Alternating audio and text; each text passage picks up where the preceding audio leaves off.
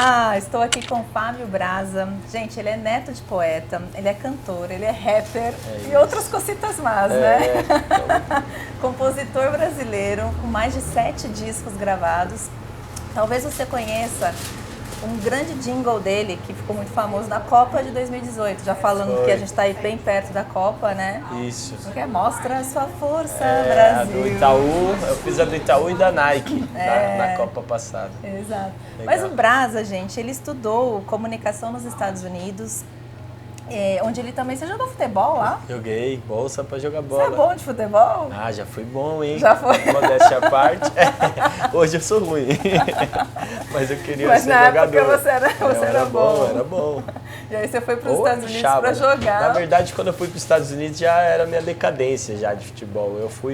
Eu já queria ser músico nessa época. Né? Mas era a última oportunidade de jogar futebol na minha vida. Então eu fui já pensando, vou aproveitar, mas não é mais o que eu quero, já não era mais, né?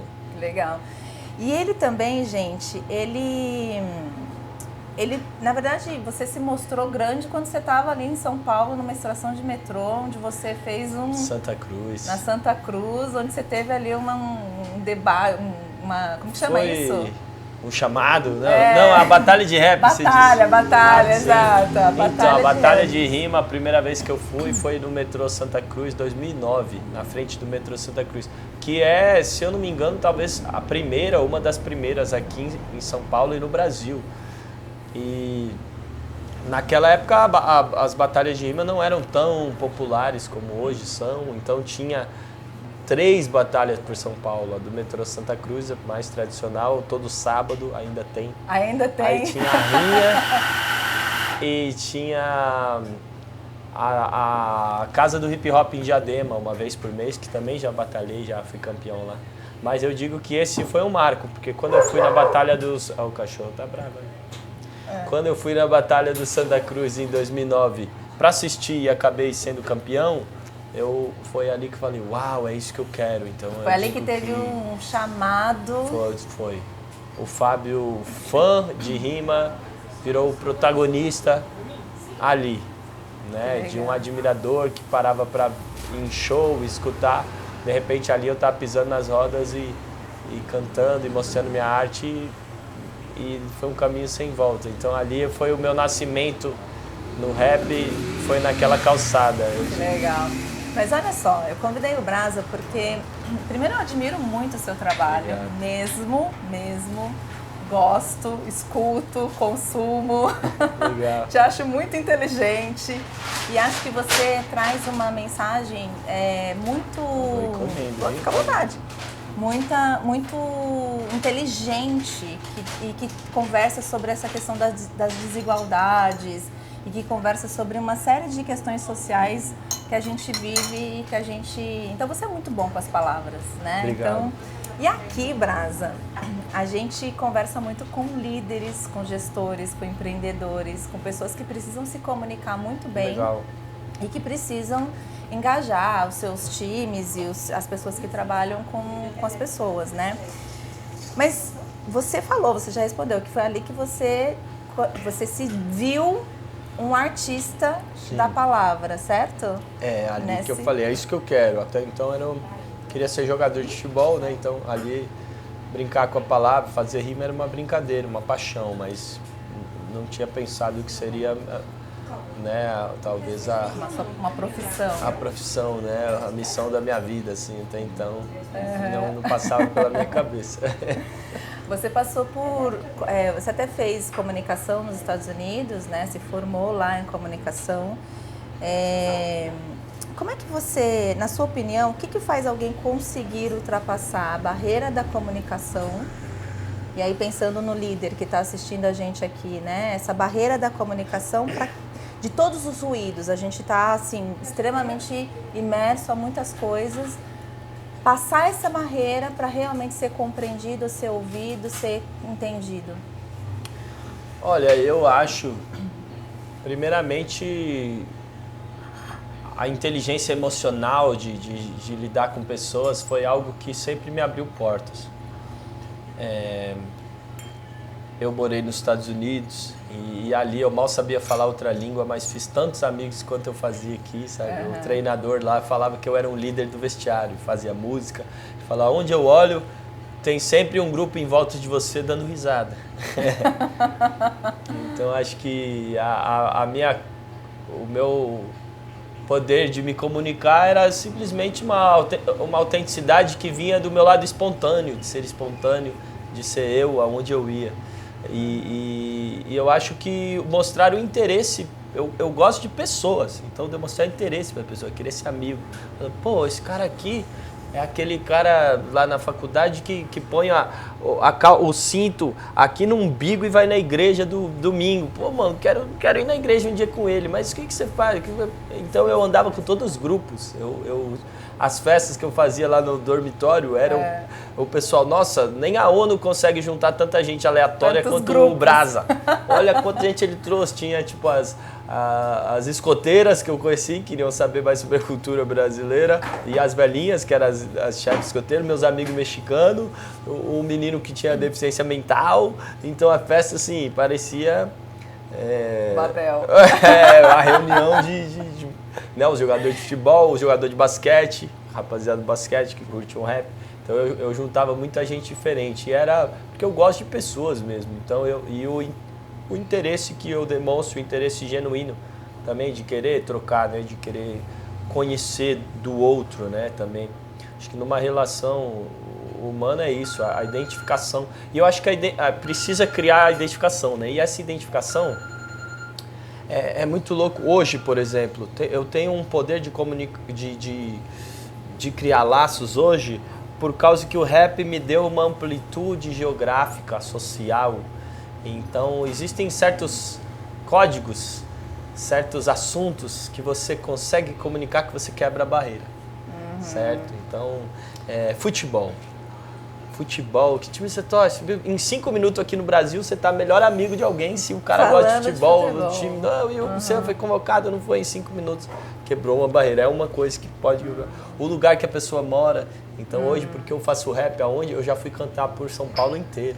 Então trombar alguém, assim, às vezes destravar uma conversa onde a pessoa tá solícita a conversar. Aí você é da onde, meu parceiro? Guaianazes. Pô, já fiz show lá, tal lugar. Ah, lá eu moro perto, pronto. Criou-se uma identificação, criou-se uma ponte. Eu acho que é o primeiro passo para um diálogo assim ser iniciado. É lógico que você está falando de empresa, né? Sim, eu estou falando muito para o mundo corporativo, para quem está nas organizações. Mas e você falou uma coisa que me chamou a atenção, Brasa. Você me corrija se eu estiver errada, tá? Pelo que você falou, você disse que você cria essa conectividade, você busca uma similaridade para buscar essa conexão com esse outro, e isso vem de uma forma espontânea, genuína e autêntica, né? Mas você tem esse lugar do tipo, como você falou, futebol, todo mundo gosta, dificilmente alguém vai falar, putz, não gosto de futebol, ou mesmo que não goste de futebol, vai saber o que é futebol. Então você está dizendo que você tem alguns, eu vou chamar de gatilhos aqui, mas você não usou esse termo, mas alguns critérios para você quebrar essa barreira inicial, é isso? Não é nem algo assim que eu penso, é algo natural, mas com o tempo, na minha vontade de querer quebrar essas barreiras, eu fui percebendo esses gatilhos, assim, como eu podia quebrar mais fácil, né? Eu acho que também uma coisa que cria a comunicação é você ter algo a dizer, né? E eu sempre, assim, desde criança, li muito livro, busquei muito conhecimento. Então, toda vez que eu abria a boca e fazia uma rima, mais do que fazer uma rima e rimar a última palavra, eu tinha algo a dizer no que eu falava. Então, chamava atenção também, né? Quando que você percebeu que você tinha algo a dizer, mesmo criança?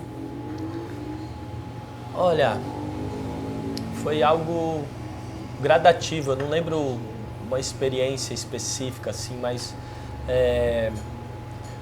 aonde eu ia, eu fazia rima de improviso, né? E a rima de improviso, assim, desde os 11 anos, mas eu fazia brincando.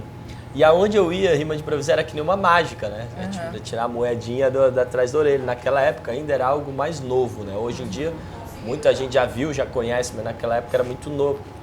Então, onde eu fazia rima de improviso, uou, e quebrava de novo na relação social, quebrava uma barreira. Então, primeiro dia de aula, fazia uma rima, uou, já todo mundo queria ser meu amigo. No futebol, quando eu passei no teste do Palmeiras, né? Chega lá de teste, aí você tá de teste, ninguém te conhece, aí descobrem que você faz uma rima, opa, já na segunda semana eu já tô no fundo do busão com os caras juntos, chega aí, vem rimar com nós, fechou. Então assim, aonde eu ia a rima quebrava essa barreira e impressionava. Eu gostava também de samba, de fazer um samba, mas é engraçado que eu fazia um samba, galera, legal, eu fazia uma rima, parava o rolê pra ver, aonde eu ia, churrasco, qualquer lugar que eu ia, eu fazia a rima, parava, e a galera queria continuar, mas fala agora dele, fala isso. Então, assim, eu fui percebendo que tinha um magnetismo na rima. Quando eu falava rimando, tinha um magnetismo que atraía.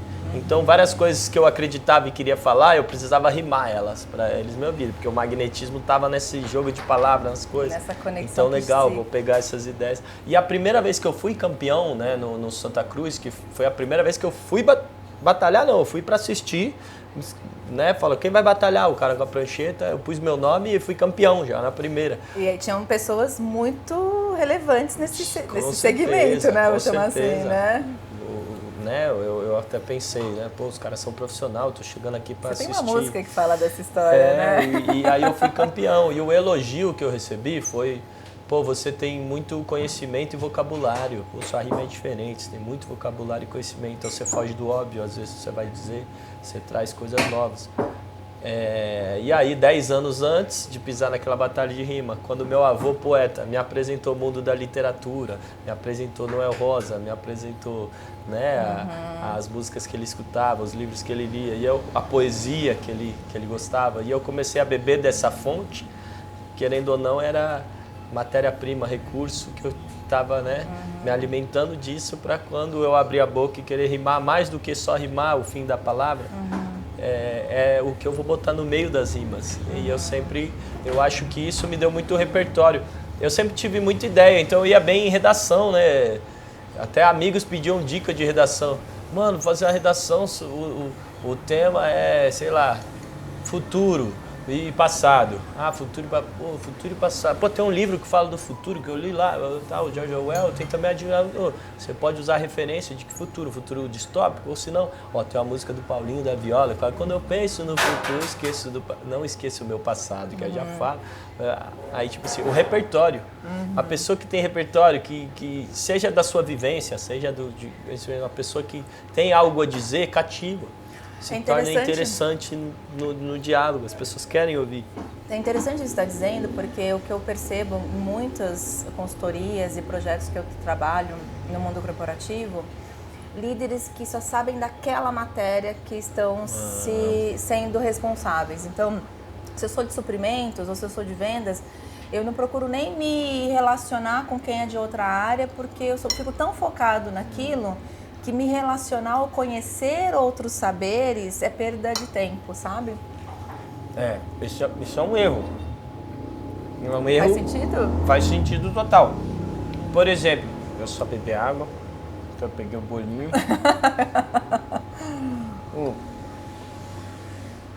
Tá bem gostoso, né? Tá bom demais. Eu, como compositor, preciso estar ouvindo histórias, preciso de ideias, preciso de inspiração. E essas ideias eu tiro conversando com pessoas, às vezes dentro do metrô, dentro do ônibus. Eu não dirijo, né? Eu gosto de estar onde tem gente, sabe? Às vezes pegando o ônibus, uma conversa que você ouve, né? Uma coisa diferente que você escuta de uma pessoa, tipo um uma café, coisa que tipo cheio de... Depende do estado da inspiração. Então, eu tenho várias músicas minhas que são histórias ou ideias que eu tirei de vida de outras pessoas, né? O samba que eu fiz pro Luiz Carroceiro, Heróis Invisíveis, que são várias histórias de pessoas que eu conheci. Então são assim, é fundamental para mim, eu me cobro estar aprendendo coisas novas, ouvindo coisas novas. E eu acho que também existe uma coisa que assim, o branco, né, branco, heterossexual, sempre foi, na sociedade, ele sempre foi aplaudido, né? Reverenciado. A gente vem de um lugar onde a gente é valorizado socialmente, né? Então a gente às vezes se coloca numa posição de ensinar, mas pouco de escutar. E o que a roda de rima e o samba me fizeram aqui você não é ninguém, aqui você é um visitante na nossa casa. Você quer aprender da nossa cultura, a gente deixa você entrar na nossa casa, mas presta atenção e escuta. Porque a história é contada no meu ponto de vista, não o que você aprendeu na escola, a história é contada pelo ponto de vista do negro periférico. Então quando eu vou para as quebradas, eu tô lá aprendendo com eles. Saber chegar, respeitar, conhecer.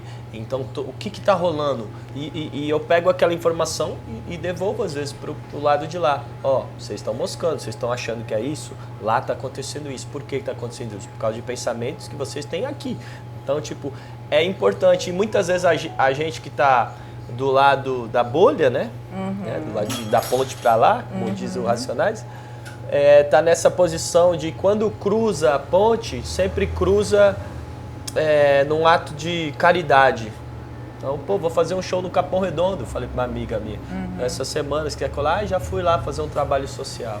Mas um ar de superioridade, porque você olhando com desprezo ou olhando com pena, com caridade, você tá olhando de cima para baixo. Então, tipo assim, eu fui lá ensinar inglês, ou ensinar, assim, você foi lá aprender já? Você foi lá de igual para igual? Fui num sarau, só ouvir, não falar? Porque a gente está já nessa posição de querer impor a nossa cultura, o que a gente sabe, então a gente está sempre assim. Agora, parar e escutar e aprender é fundamental para a nossa evolução, para a minha arte, nem se fala, mas assim... Para a evolução da sociedade de maneira geral, né? A evolução da sociedade de maneira geral. Quando o lado de lá parar de querer só falar e começar a escutar o lado de cá, e essa convivência ser uma troca de igual para igual, essas barreiras vão se quebrar e os dois lados, um falando, o outro escutando, vão enriquecer, né? Por isso que a eleição é tão polarizada. A eleição é polarizada porque, peraí, o cara que está votando nesse aqui nunca pegou o ônibus com isso aqui. Só convive com as pessoas do lado de maneira servil. Então é claro que o Brasil que você enxerga é assim, né? Tem até uma música tua que fala, né? Você quer ver preto sambando, mas quando ele vê passando, fica com medo e atravessa a rua, né? Você... Mas ao mesmo tempo, Brasil, eu queria ouvir a sua perspectiva, porque assim, querendo ou não, você é o branco que vai num lugar que só tem preto, né? Não só tem preto, mas assim, tem uma cultura, tem uma estrutura. E você que é o forasteiro, né? Que chega... Como é que essa coisa do racismo te afeta? Cara, o racismo afeta envenena o branco, corrompe as relações, enfim. O racismo acho que é a pior herança do nosso Brasil. É a pior mancha da história do Brasil. É o país que, depois da Mauritânia, foi o último país no mundo a abolir a escravidão. Então, em quase 500 anos da nossa história, quase 400 foram de escravidão. Então, a mancha disso e o quanto isso é presente, né? É gritante. Então, assim como o machismo, que parte do homem e acaba sendo uma violência para com a mulher, né? Ele fere a mulher e o negro, no caso do racismo, eles são as principais vítimas. Mas isso afeta também o branco, tipo assim, eu acho que eu ter crescido estudando em escola particular e não ter tido convivência com o negro e morando no meu bairro e essa convivência só de maneira servil, eu cresci com uma perspectiva racista do mundo. E só o futebol, o samba, o rap, entendeu? Porque dentro do campo de futebol, de repente estou jogando bola no Palmeiras, né, dos meus 14 aos quase 17, e ali a maioria das pessoas eram negras, vindo de todos os lugares do Brasil. Então, ali foi outra visão de mundo. E ali você tá de igual para igual dentro do campo, ninguém quer saber quem é seu pai, nada. E aqui a convivência é de igual para igual. Dentro da roda de samba, a mesma coisa. E na roda de samba, no rap, você tá escutando a história. Pô, peraí, eles estão falando da religião do negro, né? Do lado de lá eu ouvi que é macumba. Mano, peraí, não, tem outra coisa ali, tem que respeitar, é um negócio forte, da onde vem? Peraí. Então, assim, eu percebi, a minha convivência como forasteiro do lado de lá foi um espelho na minha cara dos meus preconceitos e privilégios. Eu percebi o quanto de preconceito carregado, o quanto de privilégio. E isso é fruto dessa sociedade racista e desse racismo estrutural. Porque você está na Faria Lima, né? Ali você vai conviver com negros como? De maneira servil. Então você entra no Clube Pinheiros, que eu fui sócio, cadê os negros lá? Ah, são os militantes. Aí você entra num prédio rico, no Morumbi, o negro que entra é o quê? É empregado doméstico. Você entra no Albert Einstein, quantos médicos negros tem? Eu fui cantar em 30 agências de publicidade com o DJ negro. Todo lugar que a gente entrava, ele falava, olha lá, não tem um negro. Quem era? A moça que vinha entregar o café, o segurança. Então, assim, todo esse racismo estrutural corrompe a nossa relação, né? E faz a gente criar preconceitos. Então, E isso também se dá nas organizações, né? Porque a gente está falando muito para organizações e para líderes que muitas vezes não se reconhecem nesse lugar de privilégio que você está falando, né? Assim, eu não convivi, que você está dizendo, né? Eu precisei conviver com as pessoas para eu conseguir enxergar que existia esse privilégio, que existia, né? Essa condição da minha classe social. Mas muitas vezes a pessoa não tá, ela não convive, ela não está ali, né? Não está com esse olhar. A falta de convivência é o que cria a distância, é o que cria o preconceito. Quanto mais distante, mais preconceito você vai ter, né? Mais você vai reforçar os estereótipos de acordo com o que você vive. Então, vou dar 2 exemplos. Um amigo meu trabalhava numa empresa na Faria Lima, ele loiro, de olho azul, conseguiu um emprego lá porque o pai, né? A gente tem também o privilégio, não só capital social, conhece um que te bota nos lugares. E aí ele falou... de decisão, né? Aí ele falou que um menino negro foi lá fazer entrevista de emprego e confundiram ele com rap. Então, para você ver como o racismo estrutural é violento. Quer dizer, era um cara que estava indo lá procurar um trabalho igual o meu amigo loiro, que o pai botou já ele lá, já chegou já grandão. Só que ele já chegando, já na porta, já recebido assim. Por quê? Porque é o racismo estrutural, não tem gente parecida com ele lá. A galera que é parecida com ele tá fazendo rap ali na Faria Lima, né? Nessas posições. Então, essa racismo estrutural que reforça esse estereótipo, ele é violento, ele mata sonhos, ele literalmente mata. Um outro moleque que uma vez na Faria Lima veio pedir ajuda para localização. Ele falou, irmãos, pode me ajudar? Eu, claro. Aí ele falou, porra, ainda bem que você parou, tô aqui, mano, há 15 minutos tempo pedir ajuda, as mulheres passam, esconde a bolsa, pô, só queria saber onde é tal lugar que eu tenho que ir lá. Meu primeiro dia de trabalho, aí eu falei, não, isso aqui é pra lá. Aí eu pensei, pra mim foi tão natural parar quando ele me ajuda, porque ele é igual aos meus amigos, que eu ando diariamente no rap. Então, tipo assim, eu vi ele como um amigo. Ele falou, pode me ajudar? Claro, porque eu convivo com pessoas iguais a ele. Agora, quem de lá não convive, botou ele na caixinha do estereótipo.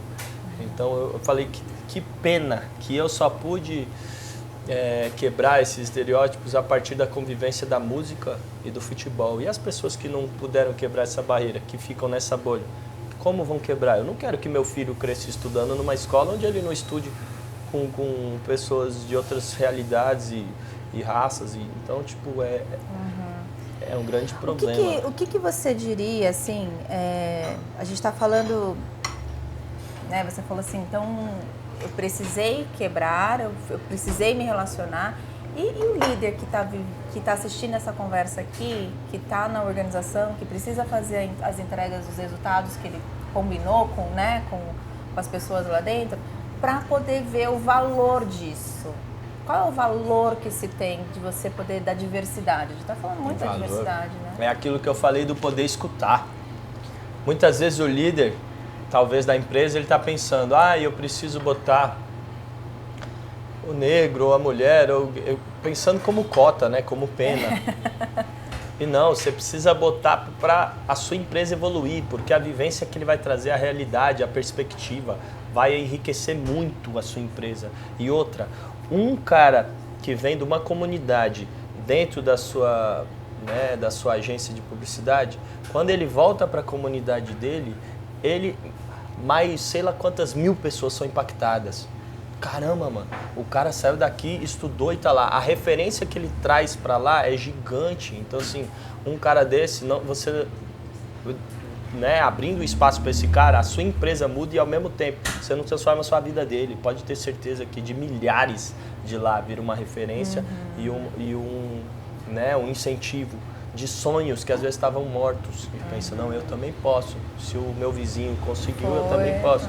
Então, assim, o impacto é grande. E as agências de publicidade, assim, muitas coisas que a agência que eu via que fazia, assim, eu falava, puta, faltou a opinião de um negro para aprovar isso. Porque como é que os caras tem 100 cabeças lá e os caras aprovaram uma propaganda desse tipo, estereotipando os caras nesse lugar? Porque falta porque a realidade não teve aqui, a pessoa que mora lá, que vive lá, que então, conhece, assim, né? Pode ter certeza que vai evoluir. Esteja pronto para ouvir, entendeu? Assim, eu dar espaço para outras realidades não é porque eu, líder branco, sou princesa Isabel. Não, é porque chegou a hora de você aprender e ouvir, entendeu? É a hora, né, E não é só 1, 2, que seja mais, né? O que você... Escuta é uma coisa que eu falo muito aqui, né? Essa condição da gente escutar genuinamente, da gente de verdade se despir dos nossos julgamentos, das nossas críticas, das nossas vozes internas. O que você diria para um cara que tem uma equipe e que precisa escutar, ou que quer escutar mais, para que ele consiga fazer isso? Ele consiga escutar, ele consiga ouvir o outro. O que você falaria para ele? Eu sei que um líder tem que também saber impor, né, as suas ideias, tem esse lugar, mas é simplesmente ter a humildade de saber que não sabe tudo, entendeu? Tá disposto a escutar. Porque quando eu sou chamado em muito lugar, e até em comunidades, já fui assim, orfanato, já fui até em cadeia, muito lugar para falar, como se eu fosse dar uma palestra, né? Eu odeio usar esse nome, palestra ou coach, esquece. Porque eu penso, quem sou eu para ensinar alguma coisa para alguém, né? Então, todo lugar que eu vou, quando eu vou falar, eu já falo, rapaziada, vem aqui contar um pouco da minha vivência, não tô aqui para ensinar nada e quero trocar ideia com vocês, vamos trocar. Quem quiser levanta a mão no meio, pode fazer comentários sobre, pode contar a sua vivência também, estamos aqui para aprender. Então, às vezes eu falo uma coisa da minha perspectiva, cara. Já veio menina me corrigir. Ó, você falou o travesti, é as travesti. E é isso, aquilo. Eu falei, pô, desculpa, não sabia, obrigada, já saio daqui aprendendo. Né? Não, porque é isso, aquilo. Ó, a minha vida foi diferente da sua, a minha foi assim, sério, não acredito que aconteceu isso, caramba, tá vendo? E às vezes o que ele falou foi mais relevante do que o que eu falei, porque é um moleque da própria comunidade lá. Então o que ele falou às vezes vai causar mais impacto na molecada que tá ali do que a vivência que eu tô trazendo de outro lugar, entendeu? Então eu acho que... Se colocar nesse lugar de eterno aprendiz, né? De não sei tudo, não preciso ter resposta para tudo. E a humildade não é uma virtude, ela é uma perspectiva de vida. Quando você realmente descobre quão pequeno você é, que é libertador, você não precisa estar nesse lugar de ensinar tudo. É muito mais fácil você ouvir e não é, olha como eu sou humilde, estou ouvindo. Não, é realmente, eu não sei isso, quero aprender. Vamos aprender junto. E assim é mais... E essa é uma troca, né? Tira uma até a dança, pressão né? sua de, como líder, querer saber tudo. Você não precisa saber tudo, pelo contrário. Acho que quando você mostra que você não sabe... Está disposto a aprender, Disposto a aprender, você, além de tirar essa pressão, eu preciso saber tudo, você cria aquilo que eu falei, quebra uma barreira de distância, né, e cria uma identificação. Aproxima. Opa, ele é humano como eu, também não sabe, né? Olha só. Ele está pedindo a minha ajuda, bora. Né? Eu acho que também... Brasa, no seu trabalho, eu já vi você fazendo música com muitas pessoas, né? tem muitas parcerias, Negrali, tem outros, enfim, tem vários outros. Me parece que a colaboração é um aspecto bastante presente na sua arte, né? Como é que isso se dá? Como é que a colaboração ela acontece nesse mundo da música, nesse mundo que você está inserido? Não, primeiro que, mercadologicamente falando, quanto mais parceria você fizer, melhor.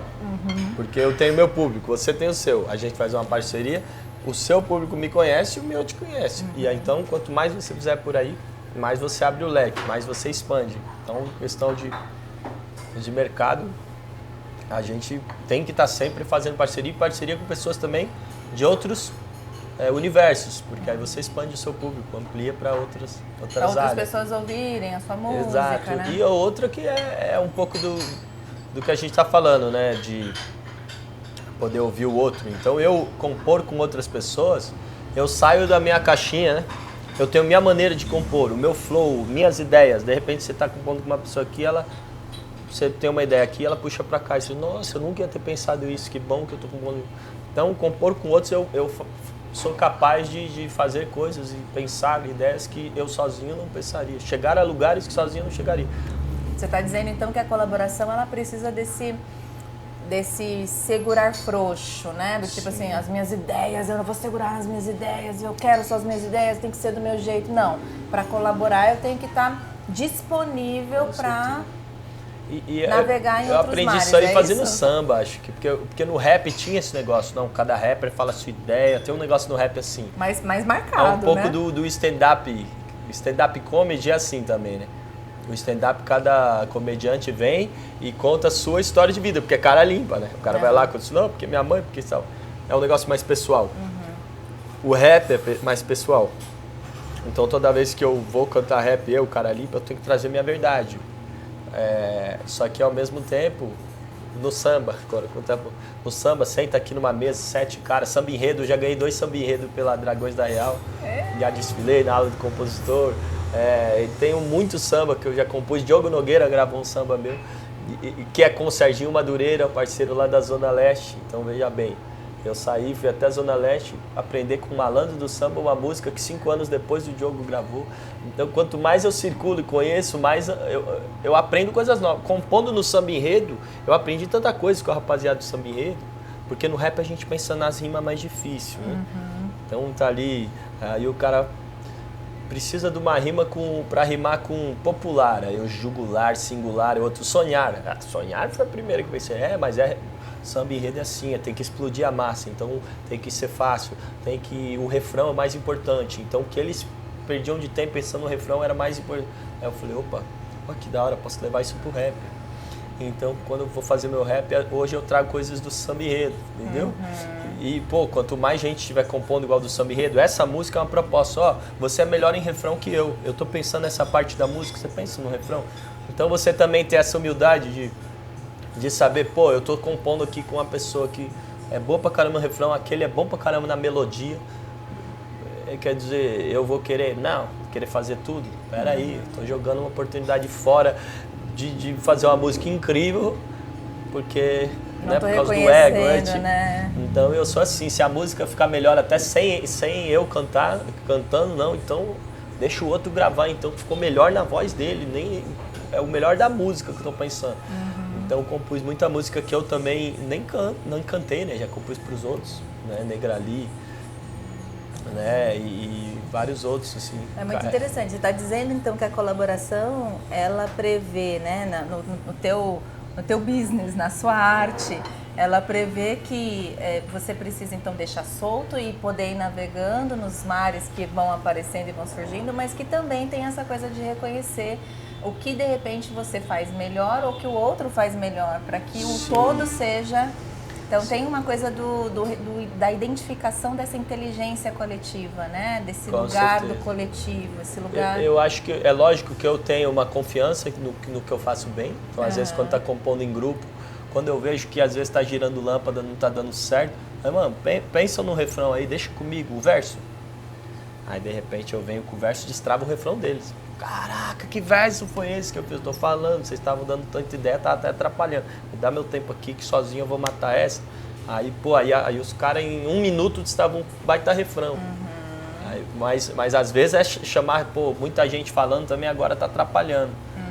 Eu tô tendo ideia do meu verso e peraí, ó. Deixa eu na minha, vai pensando outro. Deixa que eu resolver. Aí já, pô, se é mó fominha, deixa eu ajudar. Não, deixa eu pôr minhas ideias no chão, depois eu mostro. Aí, se tiver a acrescentar ela. Mas agora... E dá certo, porque eu confio nas minhas ideias também. E aí, mostro, cara, sensacional. Mas eu mudaria essa palavra. Fechou, achei melhor mesmo, vou mudar. Mas tem um lugar da autoconsciência aí também, né, Fábio? Tem um lugar do tipo de, peraí, eu me conheço, eu já identifiquei aquilo que eu tenho de... olhei pra mim, identifiquei o que é forte em mim e eu consigo usar isso a favor daquela construção coletiva que a gente está vivendo ali, é isso? Sim, e também tem esse lance, assim, eu tenho minha verdade na minha música que eu quero falar. Então, se eu vou compor no estúdio, eu tô com gente para me ajudar, mas a música vai pro meu álbum, eu sou muito exigente. Se tô compondo pros outros, não é menos. Vamos lá, mas peraí, não, é a minha verdade. Não, eu quero falar isso, não falo isso não. Então aí é o líder. É o líder de saber, de também falar, peraí, não, eu não falaria, não, eu quero que vocês só pensem no refrão, o verso deixa comigo, porque vai ser a minha verdade. Eu só canto coisas e tal, o verso deixa comigo, depois eu mostro. Tem a sua assinatura, mas né? o cara ajuda no refrão. O verso é meu e pronto, aí delega tarefas, ou se não, a verdade. Aí o cara canta um negócio e fala, mano, sinceramente, não tá muito bobinho. Minha música não é assim, não. Minha música é forte, tem que ter ideia mais forte, tem que estar mais malandro, mais sujo. Por exemplo, sei lá o que. Então, quando eu componho pra mim, eu sou muito exigente. Mas, ao mesmo tempo, eu não gosto de frear o processo de composição, né? Eu falo, crie com vinho, revise com café, né? Então, na hora que você tá criando, não fica também pondo muita barreira. Não pode falar isso, não pode ser assim, meu, se a ideia tá vindo, deixa vir. Se não usar pra esse som, usa pra outro. Mas peraí. Deixa rolar. Deixa desaguar, para de frear agora. Senão tem aquele, né, o empata foda, pode falar isso? Pode. Que na hora de compor é o cara que fica, não, isso aí tá ruim, isso aqui, peraí. Deixa a ideia fluir, estamos criando, lógico, estamos criando, vai sair coisa ruim, mas se você toda hora ficar desmotivando a equipe, então agora é a hora de criar, depois é a hora de, né, tirar, ó, isso aqui ficou bom, isso aqui ficou ruim. É muito interessante você falar isso, que assim, eu acompanho muitos líderes, muitos empreendedores e tal, às vezes a gente está trabalhando nessa coisa de resolução de problemas importantes e urgentes, né? E aí a gente está naquela fase de gerar ideias, gerar solução, já passou pelo entendimento, já passou pelo consenso, e a gente está, vamos expandir, vamos pensar em ideias. E aí a pessoa fala uma coisa e eu falo assim, não, mas isso não dá, isso a gente já tentou lá atrás. E aí você fala assim, cara, só deixa fluir. Deixa fluir, vai jogando. Depois a gente avalia, né, se corta, se tem budget, se não tem, se o diretor vai aprovar, se não vai aprovar. Eu não gosto de cortar a ideia de ninguém. Então assim, o cara, mano, tô pensando numa letra aqui, ó. Que os alienígenas chegaram na Terra e de repente a gente começa a trocar ideia com os alienígenas, de repente... Aí o cara parece algo louco, aí o cara canta as primeiras linhas, eu achei meio ruim.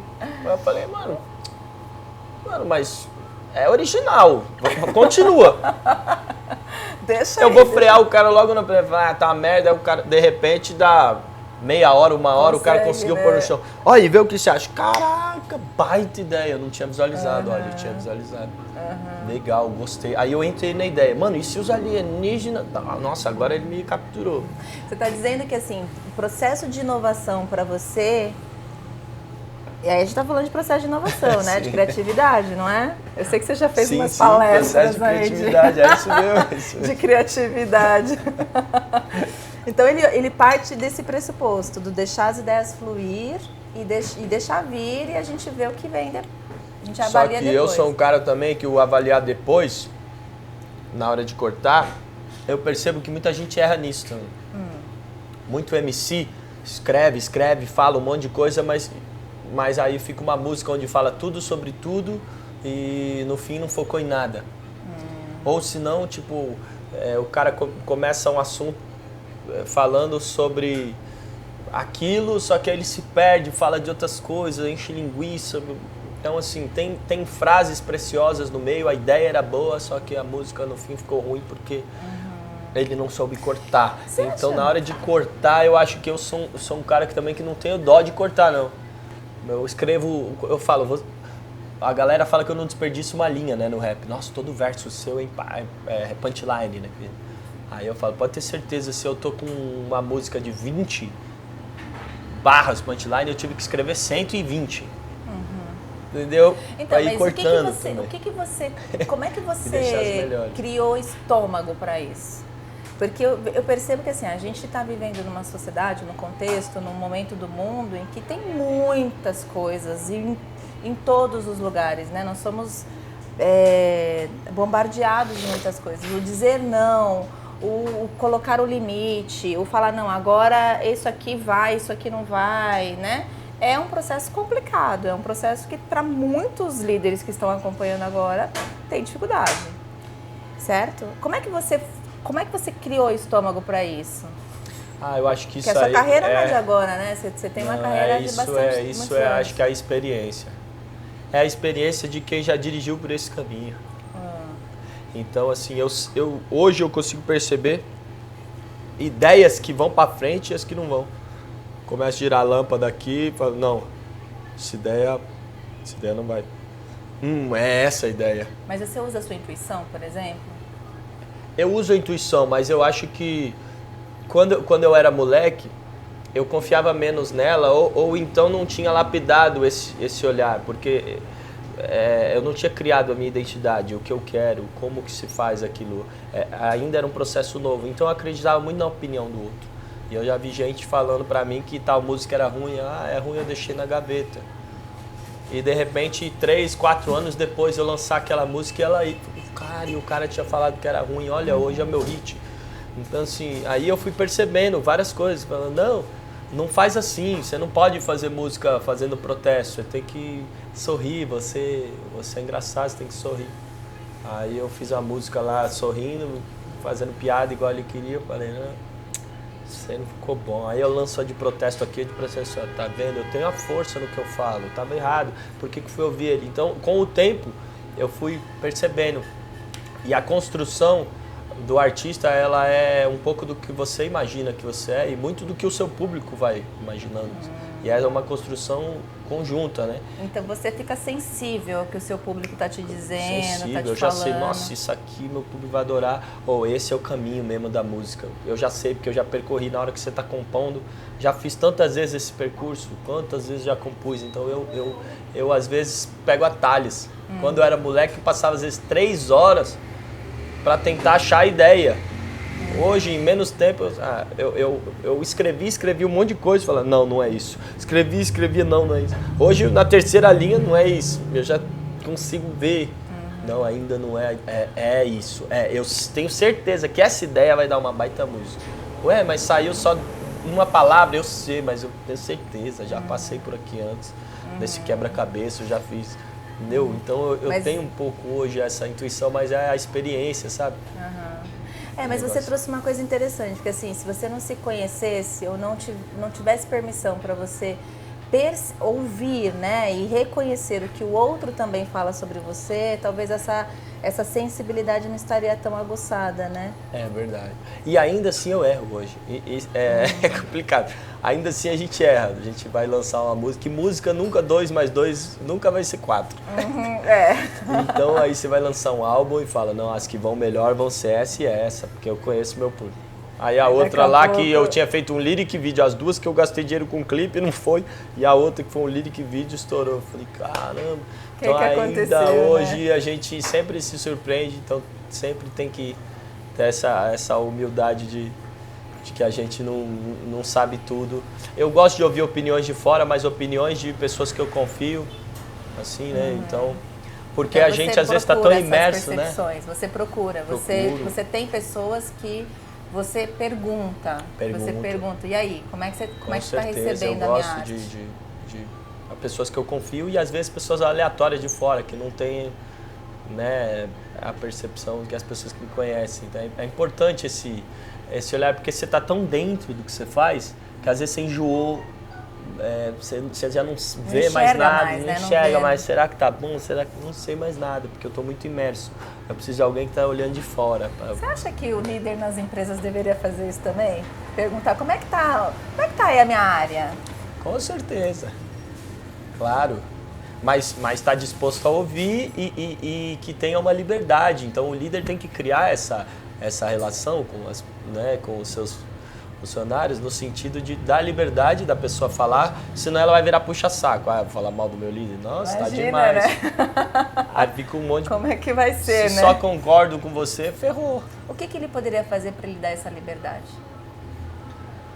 Eu acho que dá autonomia, né, para os funcionários, pelo menos verbalizarem mais o que eles pensam. Eu acho que é importante, né? Porque se você não dá essa autonomia, eu acho que até desmotiva, né? Desmotivante o cara tá trabalhando num lugar onde minhas ideias nunca vão para frente, ninguém me escuta. Então, se eu tô numa roda de composição, eu dei 3 ideias, falei com ele, ninguém ouviu nem nada, não vou mais compor, não. Deixa que ele escolhe, então. Aí você até joga contra o time, né? Então, assim, você quer se sentir valorizado, você quer se sentir útil. Então, quanto mais você trouxer a pessoa para dentro do trabalho, com ela dando ideias, ainda que você não use a ideia dela, gostei, talvez, mas elogiar, para que a pessoa se sinta, né, sempre encorajada a participar, né, e a falar o que ela gosta, o que ela não gosta. Ô Brasa, você vem de um universo muito diferente do universo ao qual eu estou muito envolvida, né, e me comunico muito com os líderes das empresas, de organizações e tal. Mas o que você acha que a arte ensina para esse outro contexto que é mais hard, né? Que a arte ensina. A gente estava até falando de arte antes aqui, você vem desse contexto de poemas, de música, de composição, de, né, até mesmo essa coisa visual que você falou. Então eu fiz o clipe, né, que traduz aquilo que eu estou dizendo em palavras e tal. Isso é arte, né? Sim. Como é que o que você traria disso, que você fala assim, cara, isso aqui conversa com o mundo organizacional? Cara, eu acho que 2 coisas da arte que eu me sinto muito privilegiado de estar e que quando eu vou para o mundo das empresas eu sinto falta e penso, nossa, ainda bem que eu não estou aqui. 2 coisas quando eu vou sempre nas empresas que tem que fazer. As empresas sempre falam, não, tem que pensar fora da caixa. Mas aí eles vão lá, você começa a pensar muito fora da caixa, não, eles têm medo. Não, porque tem, né, acho que o cara não vai gostar. E a ideia sempre volta para a caixa. Então assim, eu falei, não é possível, estão pagando uma empresa, está pagando a agência, tem 100 cabeças pensando para sempre repetir as mesmas ideias. E na arte a gente está livre, né?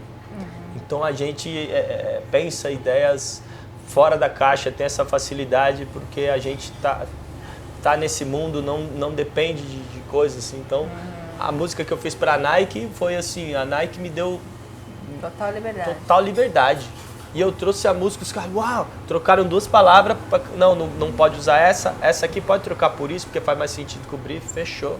Mas se me deram essa liberdade. Então foi um trabalho que eu tenho orgulho dessa música, né, um trabalho que eu gostei de estar. Canta um pedacinho para quem tá assistindo. A música da Nike é a música Brasileiragem, né? Aí eu falo, a gente nasce assim, do imprevisível, do inesperado, do sonho impossível, do solo rachado, da luta diária, de fora da área, do meio do nada. É um facho de sol que vira alvorada no meio da estrada. É a bola de meia pela calçada, a pelada improvisada é como se fosse 100 mil no maraca. É cair no chão, mas se recusar a sair de maca. É a desilusão que vira um gol de placa. A gente nasce assim, com o coração batendo que nem tamborim, como se a vida fosse um samba que nunca tem fim, tem que se virar para receber a bola livre, por isso que a gente aprende desde cedo a ser bom no drible, com nossa alegria rara de encarar a vida como ninguém mais encara, e quando a tristeza vem a gente tem o nosso jeito de dominar ela no peito e ainda tocar virando a cara. Então assim, eu escrevi a música toda maravilhosa, livre assim, brasileiragem, tem aqui as palavras-chave, o que é, vai. E assim, me deixaram ir para onde eu quisesse, né? Qual que era o segundo item que você falou, que você sempre quando vai? E o segundo item, assim, eu fazendo música, eu não acordo das 8 da manhã, das 9 da manhã às 8 da noite no mesmo lugar, né? Então você vai pro escritório de manhã até a noite, volta para sua casa, volta pro escritório. Então você vê as mesmas pessoas, você está no mesmo lugar. Quer dizer, os lugares que você pisa condicionam o que você pensa.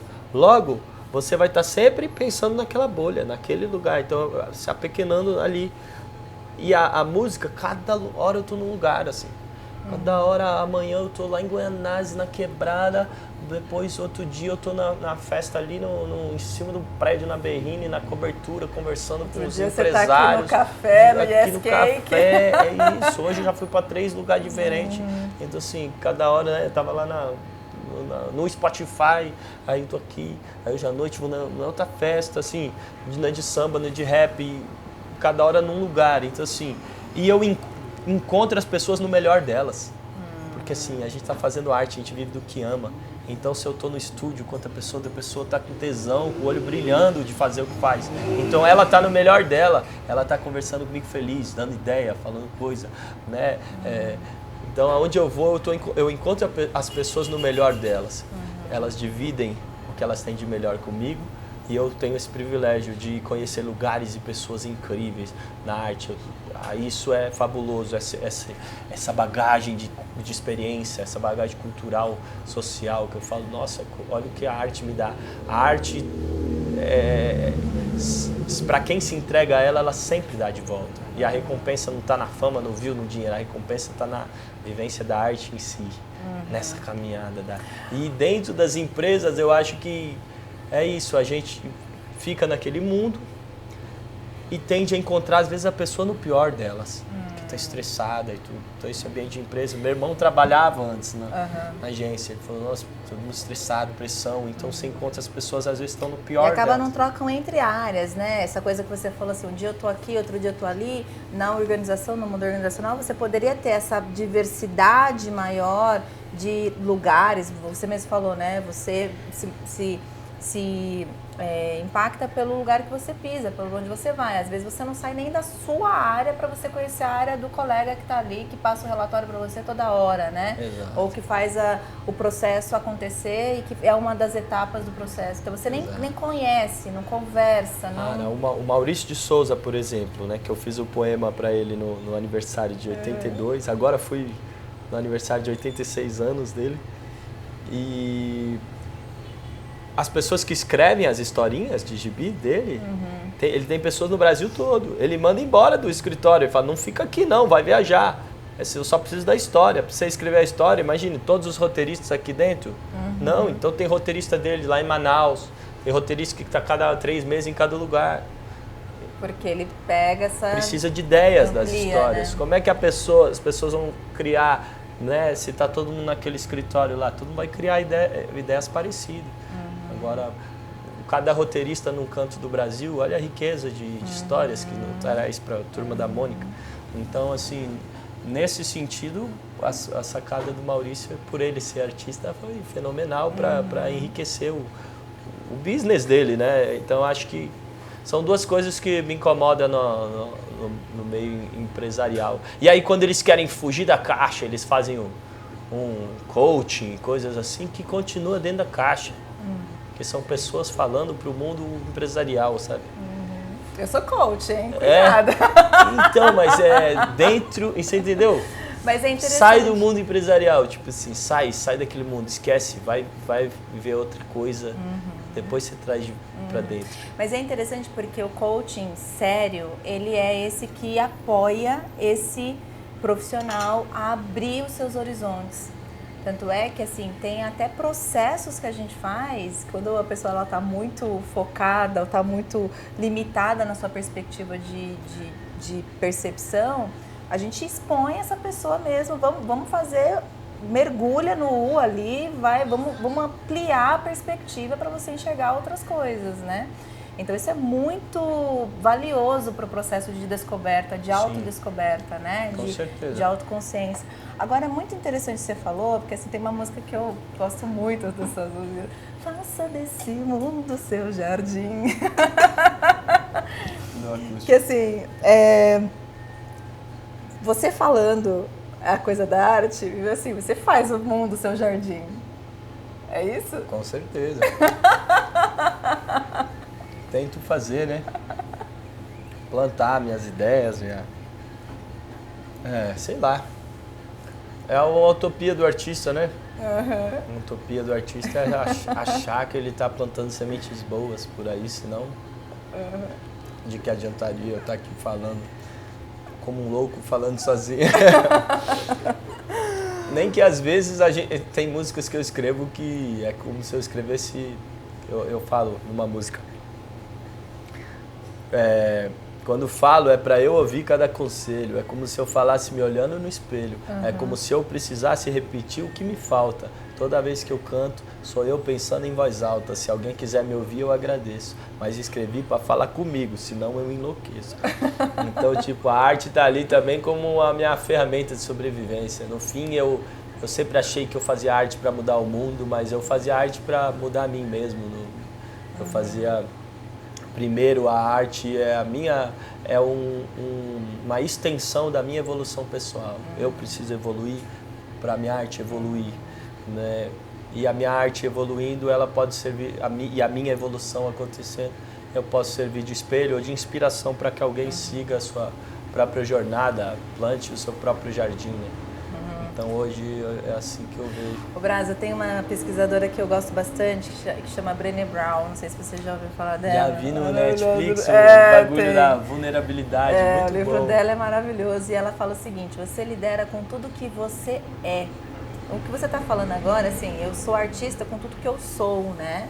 Então, o líder, ele lidera com tudo que ele é. Então, se ele acha que ele é líder para o outro, do tipo, eu vou liderar esse outro, e é esse outro que precisa melhorar, ele está no pior do que é ser liderança, né? Ele está no pior do que ser líder. Então, assim, eu tenho que liderar esse outro sabendo que eu vou me transformar nessa relação e eu vou ser uma melhor pessoa para esse outro e para mim também, né? Então, assim, essa relação que você está falando é incrível, porque é exatamente isso, né? Você é artista. A música que eu falo me sinto como Cristo no dia da ressurreição, como Buda buscando a iluminação. O barato é louco, o processo é lento, eu também já quis o topo, mas a jornada não é pra cima, é pra dentro.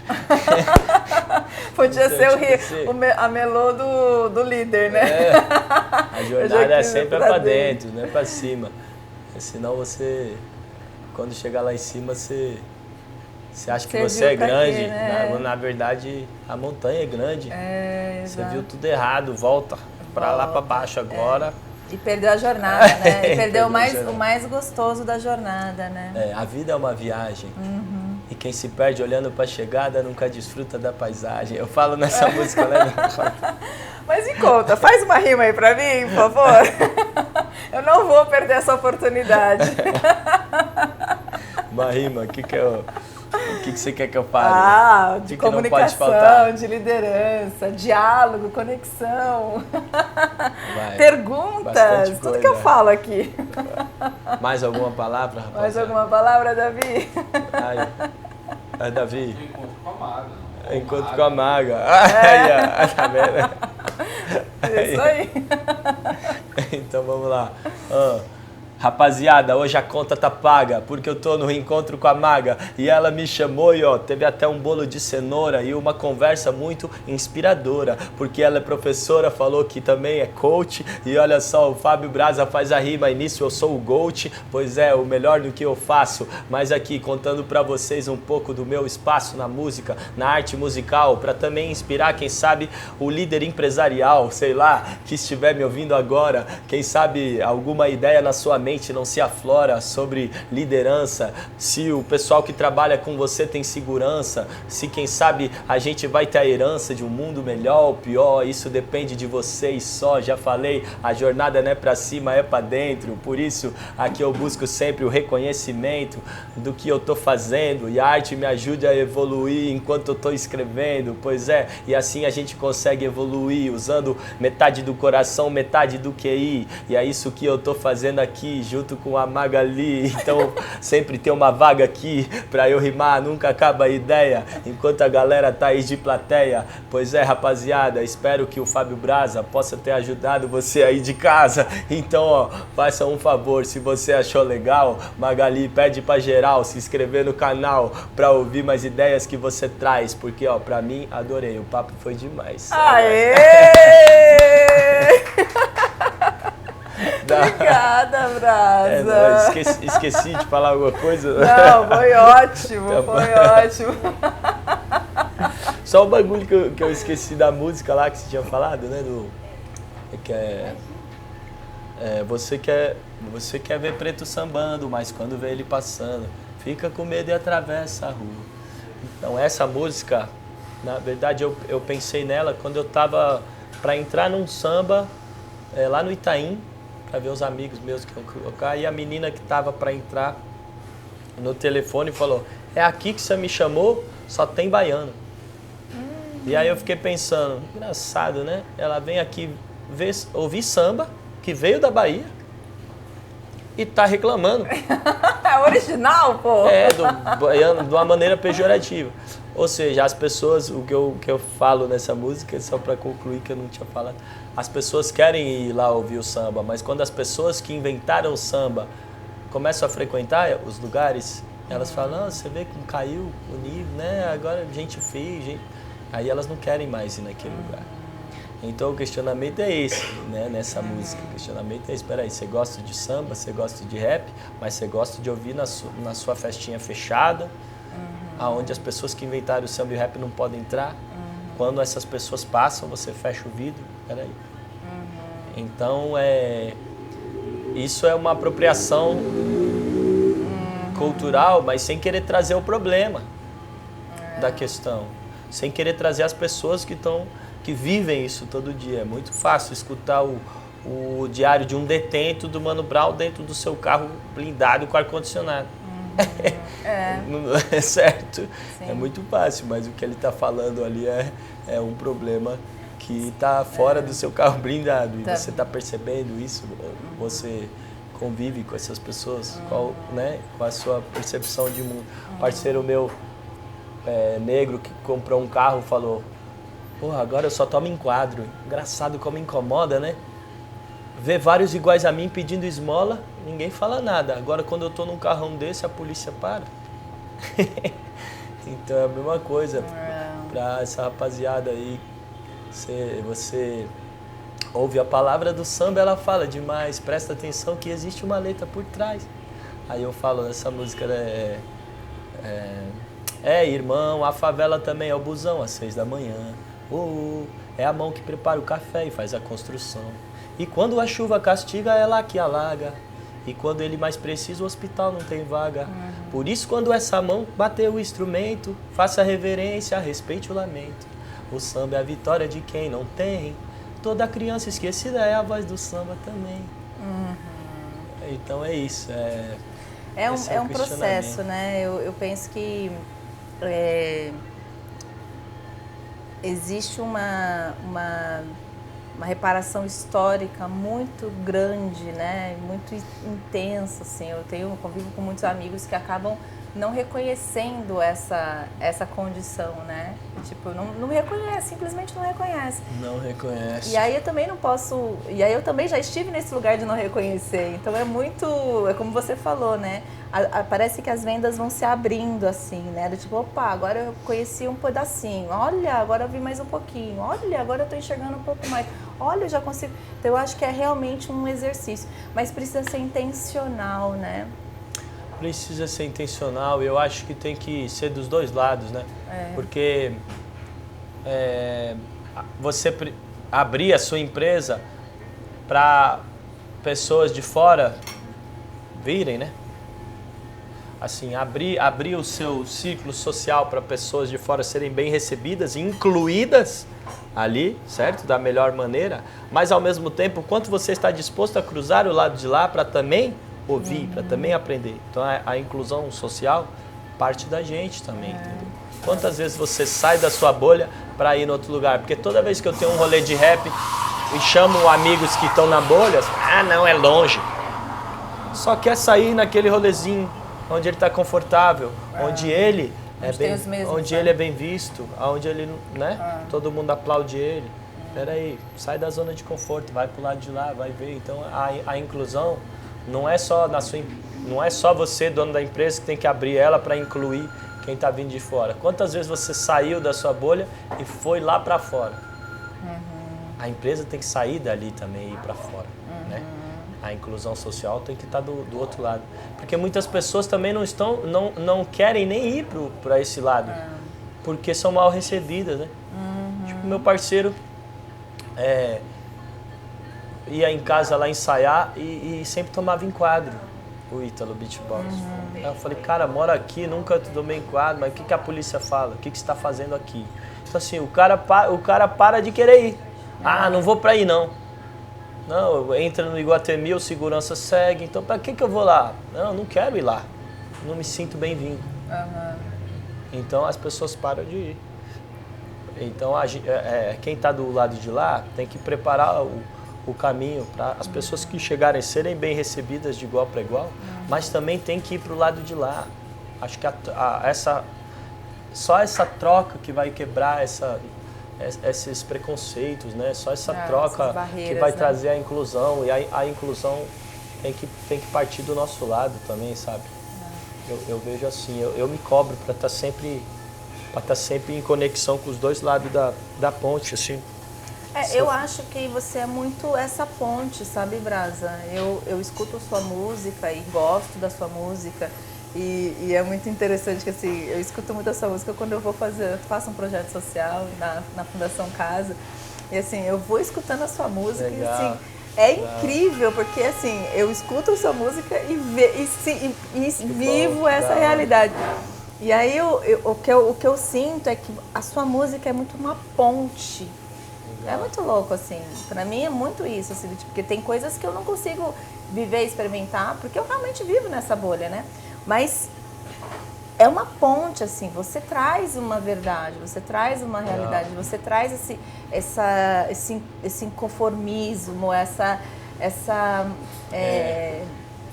aguça, né? Cria essa vontade do tipo, peraí, não pode ser assim, não tem que ser assim, deixa eu fazer diferente, né? Não, eu me vejo, tipo assim, tudo que eu aprendi do lado de lá da ponte, né? Com meus amigos do futebol, do samba, do rap, eu volto pra cá pra contar. Então, quando eu tô falando de racismo, de várias coisas, eu não tô falando pro negro escutar. Ele já sabe, ele já tá falando isso. Né? Eu tô falando pros meus amigos brancos. Rapaziada, olha o que tá acontecendo por causa da gente. Presta atenção. Só que, ao mesmo tempo, todo esse privilégio que eu tive do lado de cá, de ter acesso a boas escolas, de ter, né, crescido com meu avô num berço da literatura, então livros e coisas que eu tive acesso que às vezes não chegam do lado de lá, da poesia concreta. Aí eu devolvo nas minhas músicas. Então tem vários moleques do lado de lá. Fernando Pessoa, poesia concreta, o que é isso? Pangeia, você falou sua música? Vai estudar, ó, tá aqui. Que legal. Então é o acesso que eu aprendi aqui, eu devolvo lá, e o que eu aprendi aqui com essa rapaziada. Ai, por mais brasas nesse mundo, gente. Por mais Fábios Brasas nesse mundo. Ó, obrigada de coração. Obrigado. Foi muito, muito Foi bom. Demais aí. Tá acabando já o bolinho. Vamos terminar de comer o bolo. Ai, que gostoso. Eu nem fiz um pagode, hein? Ah, não. Põe aí, põe aí. A saideira, então.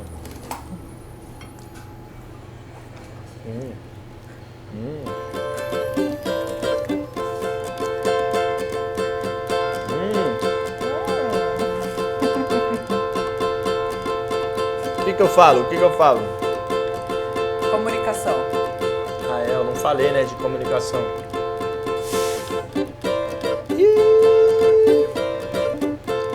Agora é no samba, hein? Aí, rapaziada. Então eu vou chegar no samba. E agora sim que fica. Pois o Brasa no samba, ele também comunica. Pois fiz comunicação. Foi em uma faculdade, ganhei muita informação. Minha amiga Magali, por isso hoje estou aqui. Colocaram o microfone, se eu não me engano foi o Davi. Ele estava lá fora, quando eu estava chegando, quase que o meu carro estava o atropelando. Mas tudo bem, rapaziada, Hoje foi sensacional. Vim aqui tomar cafezinho e curtir esse canal. Muito obrigado, Magali, eu agradeço. Qualquer coisa que quiser pedir, é só pedir, que eu já sei o endereço.